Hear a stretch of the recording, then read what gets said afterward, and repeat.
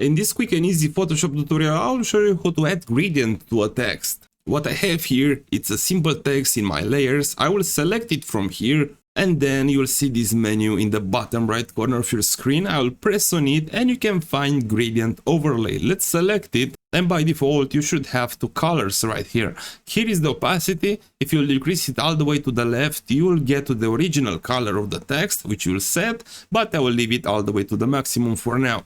This is the angle of the gradient, and here is the scale. Alright? I will show you now how to change those colors and how to make this gradient look nice indeed. So I'll just press here at the gradient on the colors and another menu will pop up. Do not be scared, this is actually easy. So we have a bar here, and at the opposite poles of this bar we have two squares. I will select one of the squares by clicking once on it, and now let's click on its color. Alright, and in order to set a color, you will have to select here which one you'd like. As an example, let's choose this night and bright green, and at the opposite side of the bar, let's click on the other square and let's click on its square. And now, what fits best with green? I think it's a yellow, orange. No, I think with green, yellow works the best.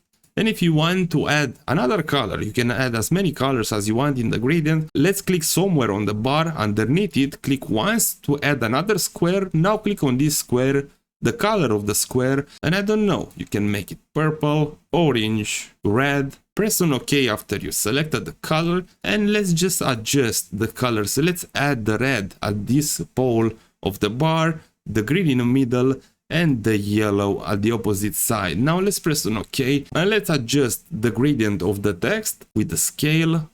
I think this one works pretty well. I don't like the bright red. Let's change it maybe to an orange. Okay, this one works better. Let's put the yellow in the middle and the green at the opposite side. Let's press on OK, and with the scale, I think I will leave it like that. This is the angle of the gradient. You can choose which one is the best for you.